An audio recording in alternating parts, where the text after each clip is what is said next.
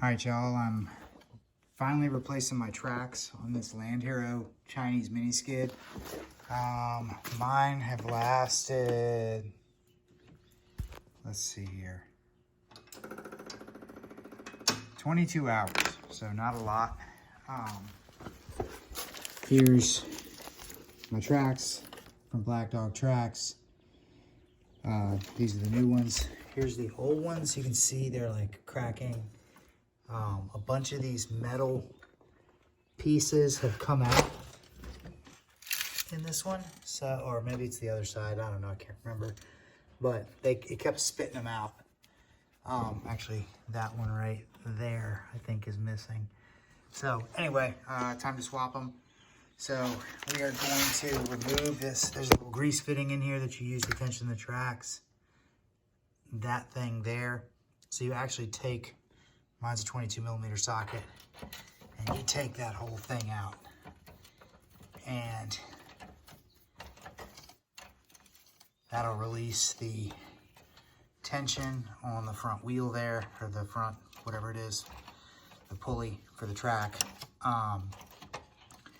And now you can take this thing, I take a shovel or something and I wedge it between the bucket and the wheel here. And, or you, I mean, honestly, you can probably just kick the thing. Mine were already pretty loose. And there you go. So now you can pretty much just pull the thing off without too much trouble.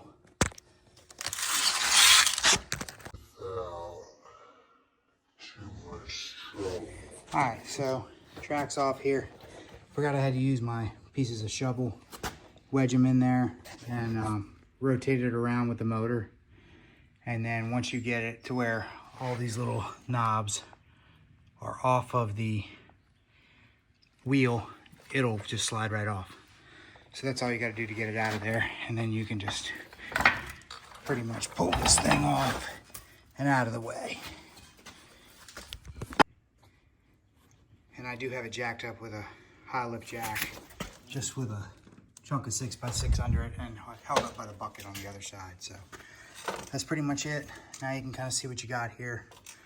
Clean it up and put the new track on. All right, here's a comparison of the old track versus the new track. So this is the stock one. After I got it off, like I said, you can see it's missing a couple of these metal pieces that it threw out. It's relatively thin versus this one. I mean, there's a side by side. So I would say it looks to be, I don't know, 1/8 of an inch more.